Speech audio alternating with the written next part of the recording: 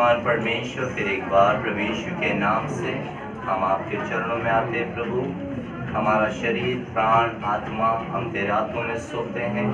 जो वचन प्रभु आपने हमारे हृदय में डाला है, उस वचन को प्रभु हम चाहते हैं पूरी रीति से आपके लोगों के सामने बुंदा लें खुदा, ताकि तेरा वचन जो है अटल है और सामर्थ्य है, क्रिया किए बगैर लौटता नहीं। हम विश्वास करते हैं यदि किसी को सुनने की क्षमता नहीं है तो प्रभु हम चाहते हैं कि उनके अंदर तेरी क्षमता है। पवित्र आत्मा हर एक का तू ताबा है। इस वचन को चुराने वाली सारी दुष्ट शक्तियों को मैं यीशु के नाम से डांटता हूं। पवित्र आत्मा हम सब का तू ताबा ले, हम सबके जीवन से आपकी महिमा, आप बढ़ते जाए, हम घटते जाए। इस प्रार्थना को हमारे जिंदा खुदा यीशु के नाम से मांगते हैं। प्रभु के लोग कहेंगे, सब मिलकर कहेंगे। अगर आपके पास बाइबल है तो आप बाइबल निकाल सकते हैं। आज हम बहुत सारी स्त्रियों के बारे में आज देखने वाले हैं। आपको पता है कि बाइबल में 2 ऐसे भाग है जो सिर्फ स्त्रियों के बारे में लिखा है। कौन से भाग है? इसका मतलब आप बाइबल पढ़ते नहीं है। कुल मिलाकर बाइबल में 66 किताब है। कितने? 66। उसमें से सिर्फ 2 किताबें जो है, एक रूथ, दूसरा एस्तेर, है ना? तो ये किताब आप पढ़ लो, बहुत अच्छा रहेगा और आप भी आशीषित होंगे। हालेलुया। सिर्फ पुरुषों के बारे में बाइबल में नहीं लिखा गया है, स्त्रियों के बारे में भी लिखा गया है ना?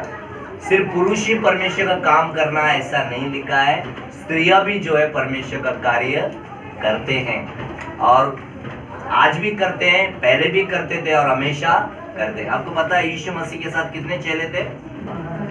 जरा जोर से बोलो। 12 में से एक करके सब गमती हो गए। मालूम है आपको? कोई भी नहीं था। आखिर यीशु मसीह ने जब पीछे पलट कर देखा, सबके सब क्या हो गए? लेकिन स्त्रियां भागे अंत तक।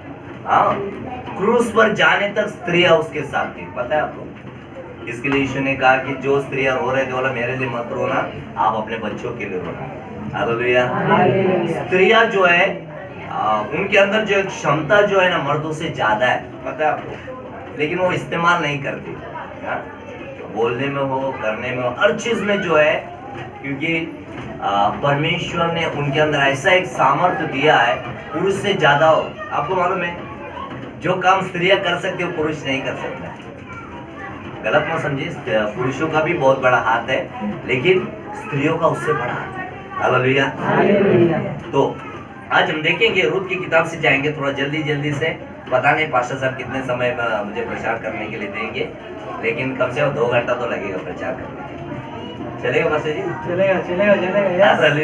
आमीन बोलो, आमीन। इतना अगर आप बैठने के तैयार है तो मुझे प्रॉब्लम नहीं है। हालेलुया। लेकिन हम इतना समय नहीं लेंगे। कितना समय हम प्रचार करते ये इम्पोर्टेंट नहीं है, हम कितना उस प्रचार को लेते हैं ये बहुत इम्पोर्टेंट है। हालेलुया। कितने अगर आपको गया समय का मैं याद दिलाऊंगा तो शायद आपको याद नहीं रहेगा, क्योंकि हर समय पास्टर जी आप लोग के लिए क्या है, नई बातें सिखाते हैं, नई परमेश्वर के वचन को सिखाते हैं, नई जो है आपको सीखने के लिए। कितने खूबसूरत एक पास्टर परमेश्वर ने आपको दिया है। अगर आप अपना पास्टर का सम्मान करते हैं तो आप परमेश्वर का सम्मान करते हैं। हालेलुया। पास्टर को आप ये मत समझिए, पास्टर जो है परमेश्वर के नियुक्त किए गए लोग हैं, परमेश्वर ने चुना है आपके लिए। हालेलुया। कुछ नहीं कर सकते तो कम से कम उनके लिए दुआ करें, उनके परिवार के लिए दुआ करें। ठीक है? हालेलुया।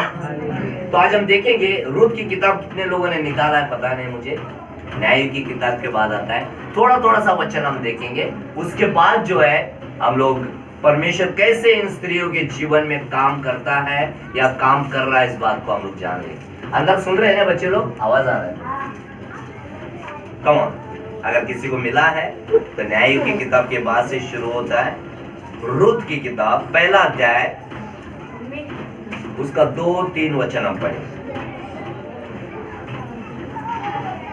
उस पुरुष का नाम एलीमेलक और उसकी पत्नी का नाम नाओमी और उसके दोनों बेटे का नाम मालोन और पहले वचन से पढ़ेंगे भाई। किलियोन थे। 2-3 आप लोग ना पहला अध्याय का पहला वचन से पढ़ेंगे। जिन दिनों में न्यायी लोग न्याय करते थे उन दिनों में देश में अकाल पड़ा। तब यहूदा ने बेथलेहम का एक पुरुष यानी एक पुरुष अपनी स्त्री और दोनों पुत्रों संग लेकर मोआब के देश में परदेशी होकर रहने के लिए चला गया। उस पुरुष का नाम एलीमेलक और उसकी पत्नी का नाम नाओमी और उसके 2 बेटों का नाम मालोन और किलियोन थे। ये प्रांतीय अर्थात यहूदा के बेथलेहम के रहने वाले थे और मोआब देश के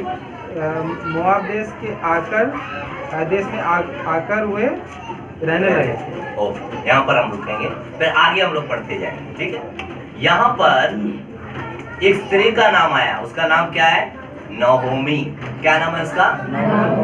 उसका पति का नाम है एलीमेलेक। क्या नाम है? नहोमी के बारे में हम लोग आज देखने जा रहे हैं। नहोमी का मतलब है सुहागिन। क्या नाम है?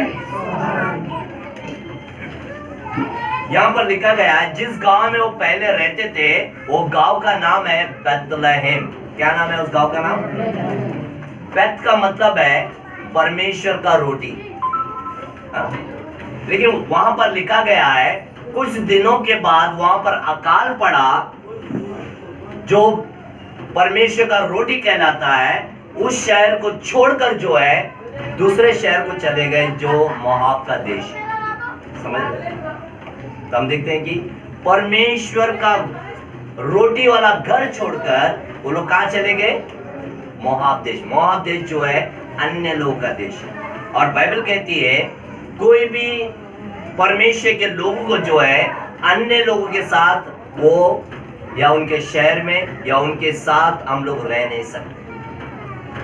वहां पर सिर्फ वो अकेली नहीं गई, उसका पति गया, वो गए और उसके दोनों लड़के भी गए। कितने लोग गए? पति पत्नी 2 बेटे। कितने लोग गए? 4। क्या छोड़कर चले गए? रोटी का घर छोड़कर मोआब देश में चले गए। परमेश्वर ने जो जमीन उनको दिया था, परमेश्वर जो जगह उनको रहने के लिए दिया था, वो जगह में अकाल होने के कारण उन्होंने देखा कि पास के दूसरे गांव में या दूसरे देश में हरा भरा है। तो उसने क्या किया? ये लोगों को छोड़ दिया। और सुहागिन मतलब है वो पूरी, इसका मतलब है वो पूरी रीति से जो है सजीविक औरत थी। उसके पास जब किसी को अगर 2 लड़के होते तो उनको ऐसा लगता है कि एक राइट हैंड है दूसरा लेफ्ट हैंड। और पति भी संपन्न लोग थे और उसने सोचा यहाँ पर इन लोगों के साथ रहने से अच्छा है मैं उस शहर में जाकर क्या करूंगी? अपना घर बसा लूंगी। वो अपने लोगों को छोड़कर, वो अपने जमीन को छोड़कर, जो जमीन परमेश्वर ने उन्हें दिया था, वहां पर अकाल के समय होने के कारण वो अपने लोगों को छोड़कर वो कहां चलेगी? अन्य लोगों के साथ चलेगी। देखिए क्या होगा वहां पर। पढ़ेंगे वचन धीरे धीरे से, जरा ध्यान से सुनिए। 3रा वचन। और नाओमी का पति एलीमेलेक मर गया। और जैसे वो अपने देश, लोग, जमीन, खेत, घर सब कुछ छोड़कर और जब अन्य लोगों के पास चले गए तो क्या हो गया? उसका पति मर गया। बोलो मर गया। सिर्फ उसका पति नहीं मर गया, देखिए क्या हो गया? और नाओमी और उसके दोनों पुत्र रह गए। और इन्होंने एक मोआबिन ब्याह ली। एक स्त्री का नाम ओरपा और दूसरी का नाम रूत था। फिर वे वहाँ कोई 10 वर्ष रहे। जल्दी जल्दी से पढ़ेंगे भाई, थोड़ा जल्दी जल्दी से पढ़िए। अगर आप इस तरह पढ़ते रहे तो मेरा गाड़ी निकल जाएगा। जब मालोन और किलियोन दोनों मर गए तब नाआमी और क्या हो गया? फिर से पहले तो पति मर गया, फिर वो दोनों बेटे भी जब मान एक लो तो रुक जाएंगे भाई, रुक जाएंगे। पांचों वचन हो गया ना, हाँ, कंप्लीट करो। ओके, पांचों वचन करो। जब मालोन और किलियोन दोनों मर गए तब नाआमी अपने दोनों पुत्रों और पति से रहित हो गई। ठीक है, छोटी सी गलती, एक छोटा सा गलत कदम जो है हमें हमेशा हमारे बहुत सारे नुकसान को हमें उठाना पड़ता है।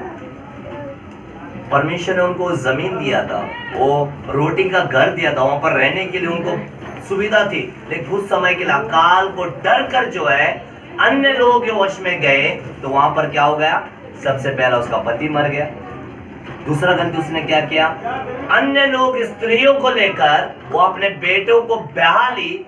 बाइबल के अनुसार यहूदी लोग को जो है अन्य लोगों से शादी करना वर्जित है, लेकिन उसने वो भी कर दिया। वहां के दोनों स्त्रियों को उसने क्या की? अपने बेटों को ब्याह दी, और 10 वर्ष के पश्चात वहां पर लिखा है कि उसके दोनों बेटे भी मर गए। अभी ना उसके पास पति है, ना उसके पास बेटे। पहले तो सुहागिन थी, पहले एक विधवा थी, अभी दो, यानी कुल मिलाकर अभी कितने विधवा है? अभी सोचिए, नहोमी का मतलब है सुहागिन। परमेश्वर उसको पहले जो है अपने पति से, अपने बच्चों से बहुत ही आशीषित किए हुए एक स्त्री थी, लेकिन थोड़ा सा, कई बार हम देखते हैं ना हमारे घरों में, अगर हमारे बड़े लोग अगर सही कदम नहीं उठाते हैं तो उसका भुगतान जो है हमारे बच्चों को करना पड़ता है। कई बार हम सोचते हैं क्यों हो रहा है, ये कैसे हो रहा है? परमेश्वर ने उन्हें नहीं कहा था कि तू यहाँ पर अकाल है वहां पर चले जा। परमेश्वर ने ये कहा था रोटी को घर को छोड़कर नहीं जाना है। बेत का मतलब है रोटी का घर, बेतलहम। लेकिन उन्होंने परमेश्वर को छोड़ा, परमेश्वर के लोगों को छोड़ा, उस जमीन को छोड़ा, अन्य लोगों के पास जाकर दूसरा और गलती की कि उन्होंने उसके वहां की स्त्रियों को अपने बेटों के लिए उन्होंने क्या कर दिया, और 10 साल के बाद वो भी। आप सोचेंगे कैसा परमेश्वर अन्याय कर रहा है? परमेश्वर कभी अन्याय नहीं करता। परमेश्वर हमें कई बार चेतावनियां देता है हमारे जीवन। कई बार जो है हम उस चेतावनी को जो समझ नहीं पाते, कई बार हम ज्यादा हमारा दिमाग लड़ाते हैं, लेकिन कभी घुटनों पर आकर आप पूछिए परमेश्वर ये ऐसे क्यों हो रहा है, ये होने का वजह कौन है? अगर आप इस तरह का प्रार्थना अगर आप करते हैं तो परमेश्वर जरूर आपको जवाब देगा। Hallelujah, hallelujah. परमेश्वर किसी को भी जो है शिकार नहीं बनाता है। कई बार हम परेशानी में होने का कारण यह है हमको खुद है, परमेश्वर को हम दोषी ठहराते। लेकिन यहाँ पर हम देखते हैं नहोमी सिर्फ वो अपने पति को नहीं खोया, साथ साथ वो उसने अपने बेटे को भी जो है उन्हें। एक अच्छी बात मैं आपको बताना चाहता हूँ, आगे चलकर मैं चाहता हूँ कि आप घर पर जाकर जो है आप लोग पढ़ सकते हैं, क्योंकि यहाँ पर जब वो सोचा कि अभी यहाँ पर रहना अच्छा नहीं है, तो फिर कर वो क्या कर रहे हैं, अपने लोगों के पास वो आना चाहते। सब कुछ बदल गया, कुछ साल के बाद वहां पर बदल गया। देखिए क्या कहता है बाइबल, पढ़ेंगे हम लोग उसी अध्याय का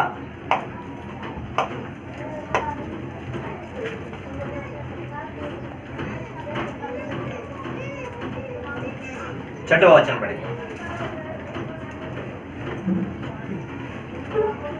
तब वह मोआब देश में यह सुनकर कि यहोवा ने अपनी प्रजा के लोगों की सुधि लेके उन्हें भोजन वस्त्र दी है।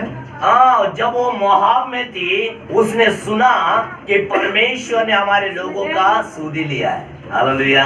देखिए कभी भी हमारे जीवन में जो परिस्थितियां ना वैसे ही नहीं रहता है ना। आज जो दुख आपके पास है, आज जो परेशानी आपके पास है, आज जिस तकलीफ का आप सामना कर रहे हैं ना, ये निश्चित कर लो परमेश्वर एक दिन आपका क्या करने वाला है, सुधि लेगा। हालेलुया।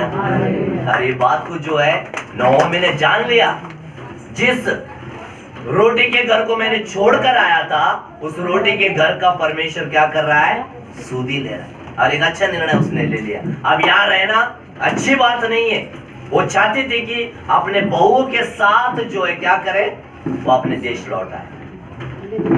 जरा सोचिए, कई बार जो है हम लोग अपने आप में कभी कभी इतने हटीले हो जाते हैं कि नहीं, मैंने जो किया वो सही है, मैंने जो बोला है वही सही है, मेरा निर्णय सही है। कहकर जब हम अकेलेपन रखते हैं ना, तब परमेश्वर का कोई कार्य नहीं होता। थोड़ा सा अकेलापन को जो है हमारे जीवन से हमें निकालना, क्योंकि बाइबल कहती है अकेलापन जो है एक मूर्ति पूजा के समान है। किसके समान है? मूर्ति पूजा। अकेला। बहुत सारे लोग अकेले रहते हैं। हाँ? नहीं, मैं जो बोल रही हूँ पत्थर की लकीर समझो। अरे ऐसा थोड़ी होता है। हाँ? थोड़ा सा निर्णय को भी बदलना है। हालेलुया। थोड़ी बातों को जो है हमें नम्र पीछे हटने से या अपने आप को हारने से हम हार नहीं जाते हैं। हमें हार कर जो है जीत को हासिल करना है। समझ रहे हैं? हालेलुया। और नोमी ने जान लिया कि अब मुझे फिर से उस रोटी के घर पर लौटना है। उसने सुना कि परमेश्वर ने उस घर को या उस शहर को, वहां के लोगों को उसने क्या किया है? आशीष किया है।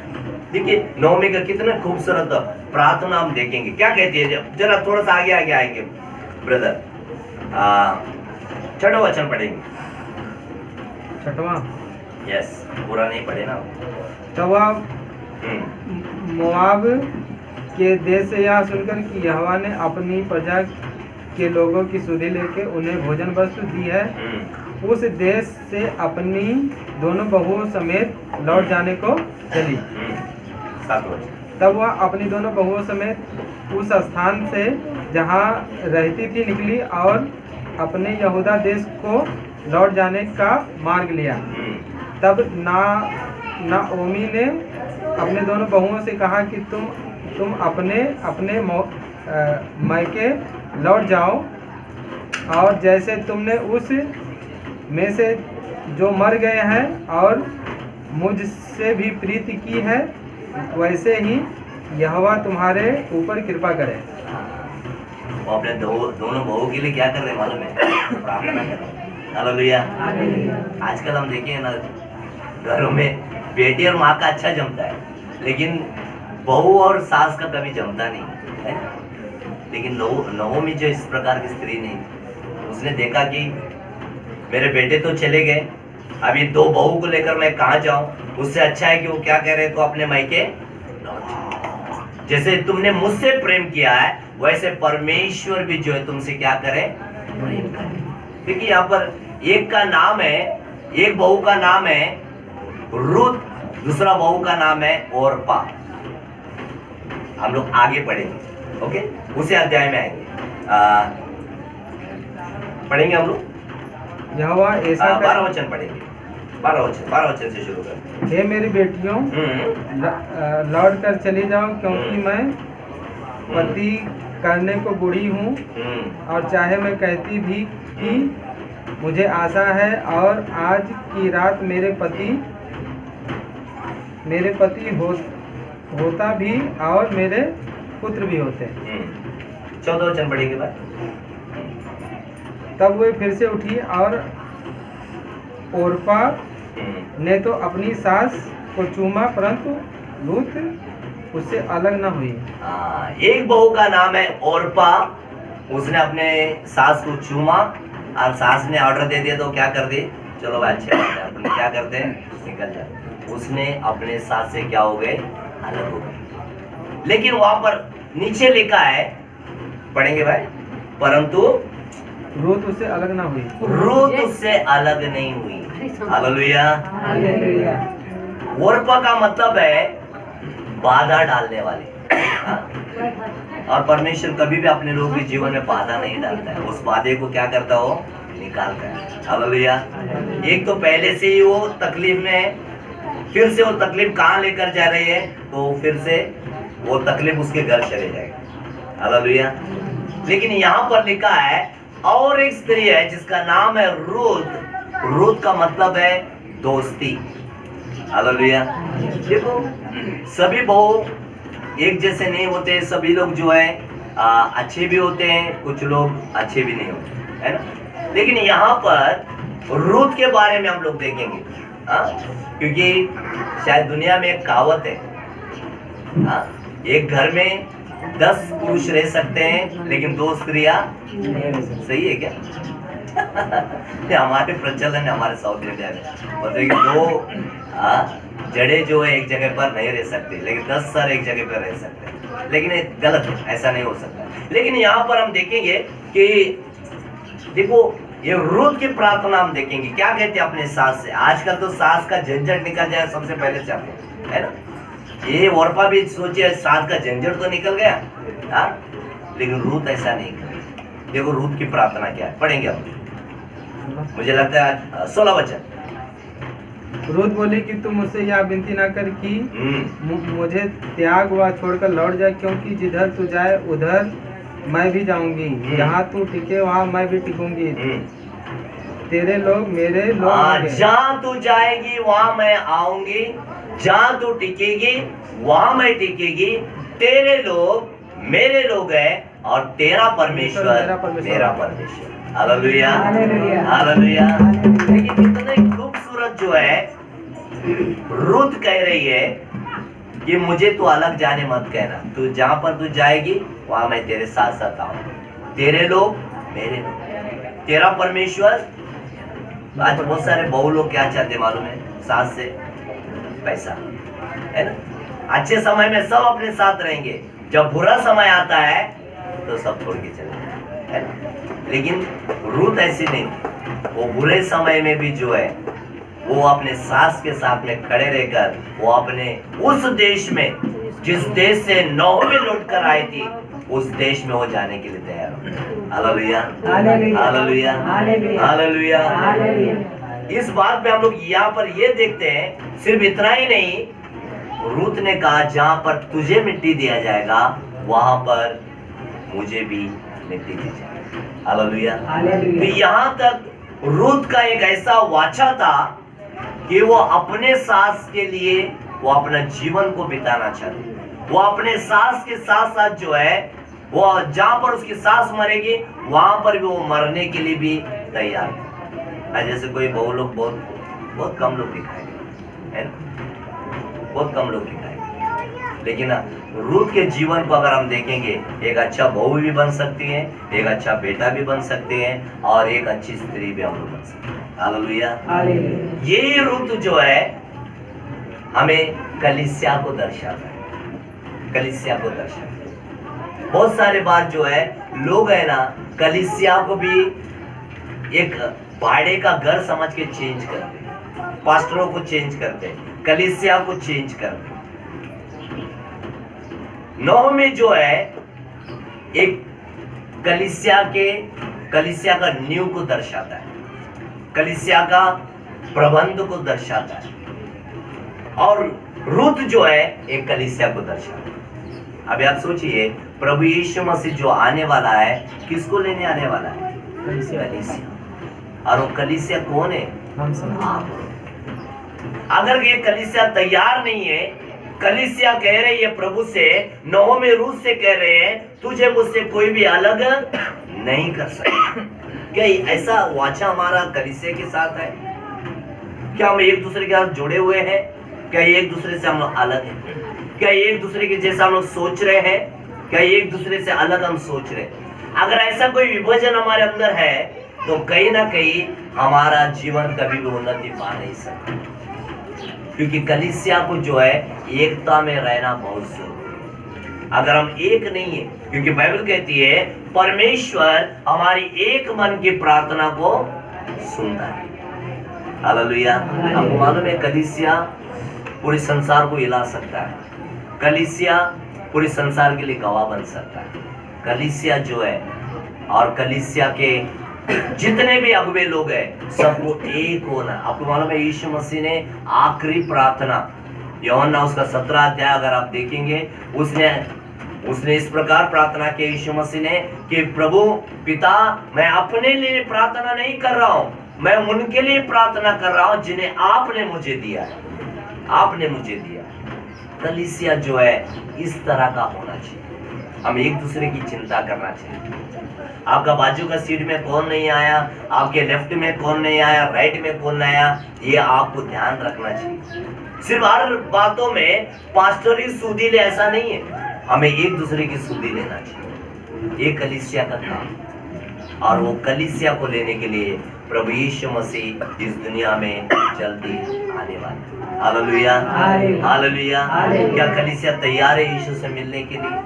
क्या कलीसिया ऐसी कहती है जैसे नोमी से कहते हैं मैं तुझे छोड़कर नहीं रहूंगी? क्या इस तरह का हमारा फ्रेंडशिप या हमारा दोस्ती बना हुआ है? तो हम देखते हैं कि ये दोनों भी विधवा थे और दोनों भी एक दूसरे के साथ क्या हुआ, जुड़ गए। और रूथ कह रही है तेरा परमेश्वर मेरा परमेश्वर। हालेलुया।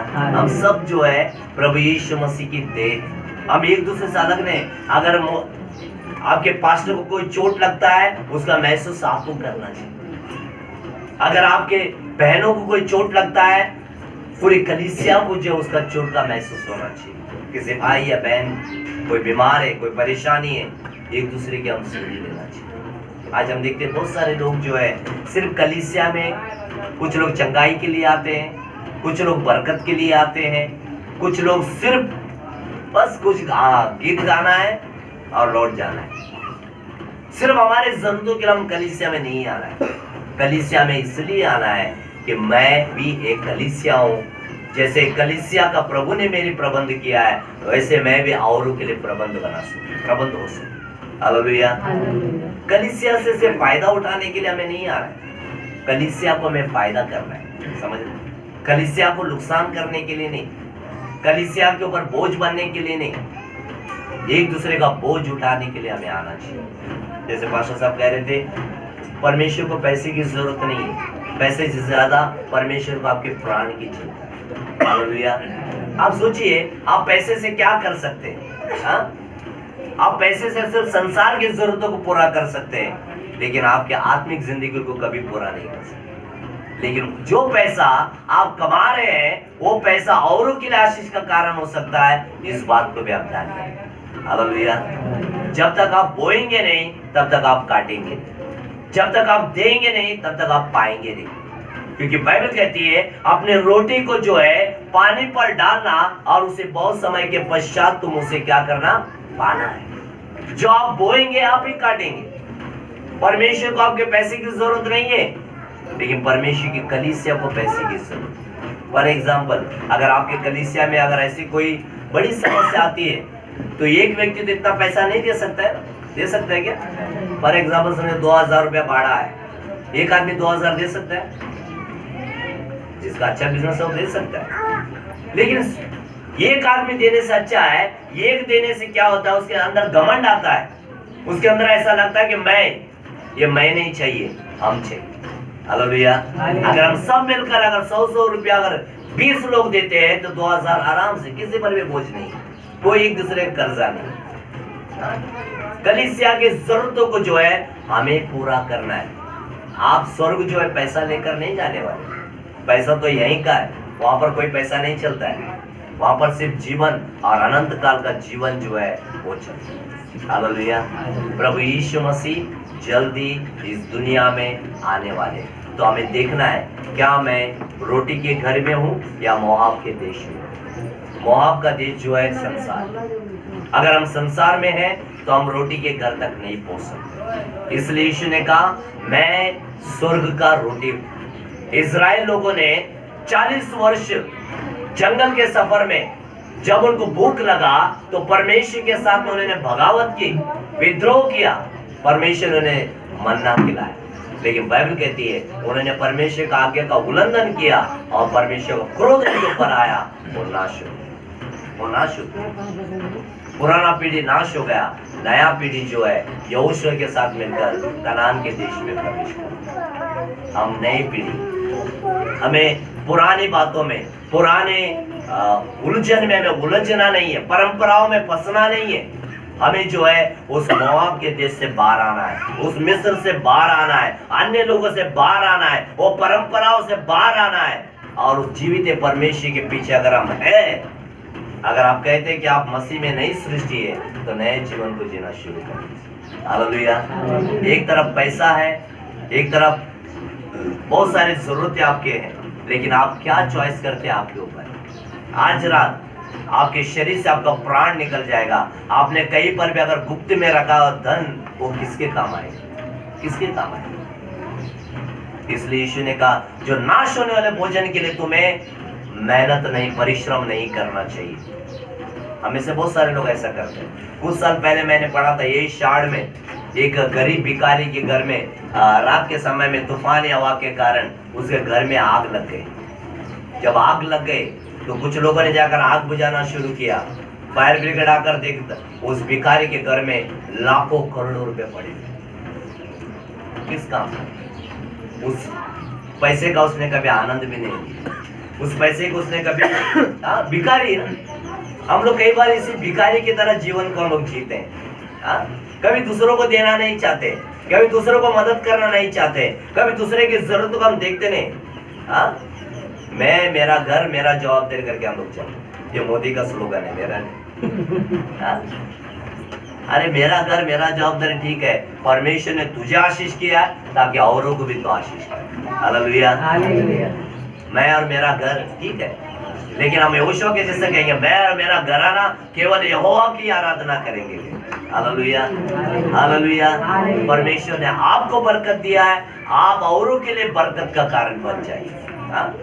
घमंड होकर नहोमी के जैसा रोटी के घर को छोड़कर अन्य लोगों के पास जाएंगे तो आपको विधवा बनकर रहना पड़ेगा, क्योंकि हमारा पति यीशु मसीह जल्दी इस दुनिया में आने वाला है अपनी दुल्हन को। हालेलुया। ये दुल्हन को जो है जो सुहागिन बन के गई थी, अब उसे समझ में आ गया जहां से मैं लौट गई थी वो सही जगह नहीं था, अब मैं जहां पर लौट रही वो सही जगह। हालेलुया। आपने सुना होगा ना लूक लिखा सुसमाचार में एक अमीर बाप के दो बेटे थे, है ना। एक ने क्या किया, अपने पूरे बाप की संपत्ति लिया और दूर देश में चले गए। लेकिन बाइबल कहती है वो लौट कर अपने पिता की घर पर आया। हालेलुया। वो पिता वो इंतजार कर रहा था, मेरा बेटा इसी मार्ग से गया है, उसकी आंखें उसी रास्ते पर था, और वो लौट कर आया तो सबसे पहले जो है उसे अपने गले लगाया और उसके पुराने कपड़े निकाले, जूते निकाले, सब कुछ उसके लिए जो है नया पर उसने। वही परमेश्वर। हम क्या थे, हमारी औकात क्या थी, लेकिन परमेश्वर ने उसके बेटे यीशु मसीह के जरिए हम सबको उसका स्वर्गीय बच्चे होने का जो अधिकार हमें दिया है, उस अधिकार को हम ना याद रखिए। प्रभु यीशु मसीह जल्दी इस दुनिया में आने वाला है। क्या आप तैयारी कर रहे हैं? क्या पता आज रात आ जाए? आप कल की चिंता मत कीजिए, आज की चिंता करें। मैं देखता हूँ कभी भी ऑफरिंग होता है तो हम लोग बहुत सारे लोग दशमांश देते हैं, अच्छी बात है, देना चाहिए, ये तो आज्ञा है। लेकिन अगर आज्ञा के अनुसार अगर आप देंगे तो आज्ञा के अनुसार आपको मिलेगा। अगर आप अनुग्रह के अनुसार अगर आप देंगे तो अनुग्रह के अनुसार आपको मिलेगा। हालेलुया। आप व्यवस्था के अनुसार दे रहे, समझ रहे? ये दशवां भाग जो है व्यवस्था है, उससे अधिक जो है आपको देना है, समझ रहे? वो अनुग्रह, क्योंकि बाइबल कहती है प्रभु यीशु मसीह अनुग्रह पर अनुग्रह बंद करा। अनुग्रह पर अनुग्रह। क्या हम पाप से छुटकारा पा सकते हैं? क्या पाप के उस राज्य से पिता परमेश्वर ने हमें छुड़ाने के लिए उसने अपना बेटा यीशु को हमारे लिए दिया। हमने उसे प्रेम नहीं किया है, उसने हमसे प्रेम किया। हमने उसे नहीं चुना है, उसने हमें चुना। ये बात को हमेशा याद रखें। यहाँ पर रूत जानती थी, ओरपा नहीं जानती थी, जो दूसरे के लिए रोड़ा बनने वाली थी वो चले गई, लेकिन रूत जानती थी नहोमी का परमेश्वर मेरा परमेश्वर है, नहोमी के लोग जो है मेरे लोग है, नहोमी का शहर जो है मेरा शहर है। आपको मालूम है ये रूत के जरिए राजा दाऊद का आना हो। हालेलुया। राजा दाऊद के घराने से प्रभु यीशु मसीह का आना हो। तो आप सोचिए आज भी रूत जो है, रूत का मतलब है दोस्ती। बोलो दोस्ती। कलीसिया एक दोस्ती होता है, समझ रहे? हम सब जो है एक दूसरे की सुधि लेने आते। यहाँ पर कोई शत्रु नहीं है, कोई है क्या? नहीं। अगर शत्रु भी है तो क्षमा करो। शत्रु हमारा केवल एक ही है। कौन है? कौन है? कैसा मालूम है आपको? शैतान आपका शत्रु है ना? कितना इजी मालूम है। क्या परमेश्वर के बारे में मालूम है? परमेश्वर कौन है? शत्रु के बारे बेचारा कुछ नहीं करता, फिर भी हमने इल्जाम लगाया क्योंकि उसका वो काबिल थी। क्योंकि हमको मालूम है हर बुरा काम करने वाला कौन है? बीमारी लाने वाला कौन है? कर्जा लाने वाला कौन है? व्यभिचार में डालने वाला कौन है? पूरा डिपार्टमेंट गलत काम का उसका ही है। हालेलुया। लेकिन हम सीधे तो काम करें। कितने लोग तो चोरी करते हैं, ये किसका डिपार्टमेंट है? दान दशमांश भी नहीं देते। हम लोग एक गांव में गए थे, कुछ लोग जो खाली हाथ को डब्बे में डाल रहे, कुछ भी नहीं है। उनको पूछा गया कि आप दशमांश देते? अरे चोरी। फिर किसके पक्ष के लोग हैं? फिर वो शैतान भी कलीसिया में आ गए। आगे भजन करते हैं, गाना गाते हैं, परमेश्वर की महिमा करते हैं। मैं विश्वास करता आप में से कोई ऐसा है। हालेलुया। परमेश्वर जैसा वो विश्वास योग्य है, वैसे हमें भी जो है विश्वास योग्य रहना। देखिए, हम अब्राहम के बारे में, इसहाक के बारे में, याकूब के बारे में आज तक हम लोग याद करते हैं ना। तभी तो उनके पास व्यवस्था भी नहीं था, तभी तो उनके पास बाइबल भी नहीं था, तभी तो उनके पास कोई प्रचारक नहीं था, तभी कोई भविष्यवक्ता भी नहीं था। लेकिन हमारे पास सब कुछ है। हालेलुया। तो हमें कितना ईमानदार होना चाहिए। और बाइबल कहती है उन्होंने विश्वास के जरिए परमेश्वर को महिमा लेकर आज जब भी हम प्रार्थना करते हैं, अब्राहम की आशीष को मांगते हैं, याकूब की आशीष को मांगते हैं, याकूब की आशीष को मांगते हैं, इसहाक की आशीष को मांगते हैं प्रभु यीशु मसीह के नाम से। हालेलुया। वही यीशु मसीह फिर एक बार इस दुनिया में आने। हमारे कितने भी गुनाह होने दो, हमारे कितने भी पाप क्यों ना होने दो, हमारे कितने भी गलतियां क्यों ना होने दो, यीशु मसीह आज भी कहता है तुम्हारे सारे गुनाहों को जो है मैं अपने लहू से धोकर शुद्ध कर दूंगा। हालेलुया। आज हमारे और परमेश्वर के बीच में जो पाप जो है, ये सारे बुरे कामों का एक ही अक्षर है। समझ रहे हैं? बुरे जितने भी बुरे हैं उसको हम लोग क्या कहते हैं? इस पाप को जो है, अगर मैं इंग्लिश में कहूं तो उसको जो है SIN सिन कहते हैं। क्या कहते हैं? सिन कहते हैं। उस पाप को हटाने के लिए परमेश्वर ने उस I को जो है O में बदल दिया। हालेलुया। वो अभी SIN नहीं है, SON हो गया, सन, यानी यीशु मसीह। हालेलुया। उसने अपने बेटे को हमारे लिए दे दिया। देखिए, हमारे आज के, कल के, आने वाले कल के सारे गुनाहों को जो है यीशु मसीह ने अपने ऊपर ले लिया कहकर बाइबल में बता। लेकिन आज क्या वो संबंध हम लोगों ने रखा है परमेश्वर के साथ में? क्या हम हर सुबह जाकर उसके अनुग्रह के सिंहासन के पास हम उसके अनुग्रह को मांगते हैं? क्या उसके पवित्र वचन को हमारे जीवन में कार्य करने का मौका देते हैं? ऐसे बहुत सारी बातें हैं रूत के बारे में। रूत आखिर जो है फिर से नोमी, वो अपने घर आने के बाद एक व्यक्ति है जिसका नाम है बोआज। बोआज एक ऐसा व्यक्ति था जिसने रूत से शादी कर ली। और रूत से शादी करने से पहले उस समय में एक ऐसा रिवाज था, उसके खेत अगर लेना है, उसका अगर घर अगर लेना है, तो इस रूत को अपनाना बहुत जरूरी था। आप जरा सोचिए, बोआज जो है, उस गांव के कोई भी रिश्तेदार जो तैयार नहीं थे, एक ही व्यक्ति उसको अंगीकार करने आया, उसका नाम है बोआज। उसने कहा मैं तैयार। हालेलुया।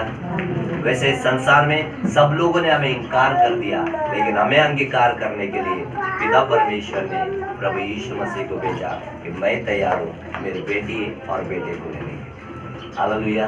संसार में कोई भी तैयार नहीं था हमारे गुनाहों को अपने ऊपर लेने। संसार में कोई भी तैयार नहीं था हमारे पापों के लिए अपना लहू बहाने के लिए, लेकिन पिता परमेश्वर ने हम सबसे इतना प्रेम किया, अपने बेटे को हमारे लिए दे दिया। हालेलुया।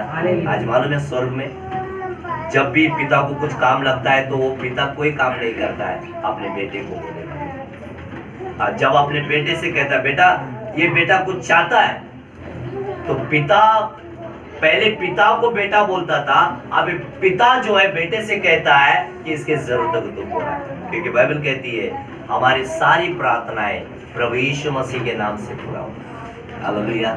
जो कुछ भी तुम यीशु मसीह के नाम से मांगोगे वो सब कुछ जो है यीशु मसीह के नाम से ही आपके जीवन में पूरा होगा, और कोई दूसरा नाम हमें नहीं दिया।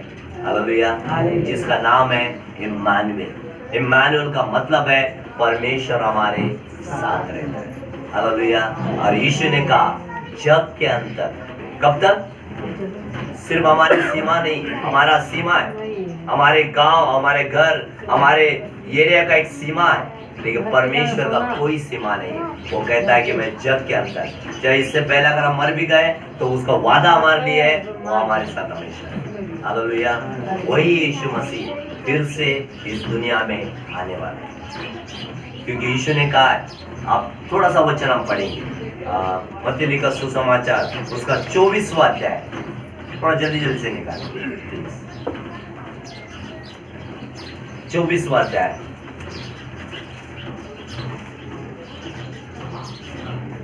तीसरा वचन हम पढ़ेंगे। 24:3-4 पढ़ेंगे। जब वह जैतून पहाड़ पर बैठा था तो चेलों ने एकांत से उसके पास आकर कहा, हम बात की है बातें कब, हमें बता कि ये बातें कब होगी, तेरे आने का और जगत के अंत का क्या चिन्ह होगा। उसके चेलों लोगों ने आकर यीशु मसीह से पूछा कि हमें ये बता कि तेरा आने और जग का अंत कभी होगा। देखिए यीशु मसीह क्या कहते हैं। यीशु ने उनको उत्तर दिया, सावधान रहो। सबसे पहले क्या कहा यीशु ने? सावधान रहो। क्या रहना है हमें?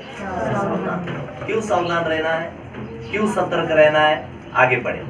कोई तुम्हें ना भरमाने पाए, कोई तुम्हें भरमा ना पाए, क्योंकि बहुत से ऐसे होंगे जो मेरे नाम से आकर कहेंगे मैं मसीह हूँ, और बहुतों को भरमाएंगे। बहुतों को भरमाएंगे।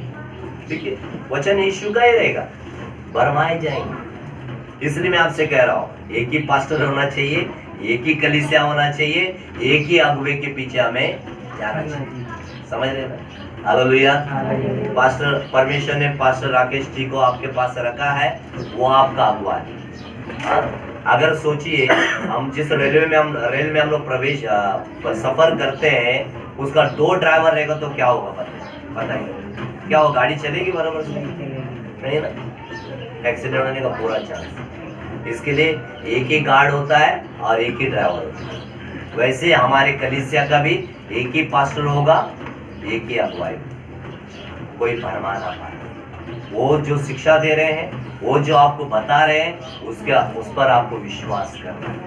दूसरा कोई आएगा, नहीं ऐसे कोई बात नहीं, कुछ ना कुछ मिलावट करेगा, कुछ ना कुछ आपको अलग बताएगा और आपके विश्वास को क्या करेगा?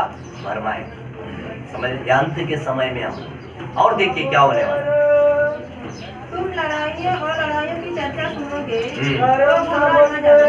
इनका होना आवश्यक है, परंतु उस समय का अंत ना होगा, क्योंकि जाति पर जाति, राज पर राज चढ़ाई करेगा, और जगह जगह अकाल पड़ेंगे और भूकंप होंगे।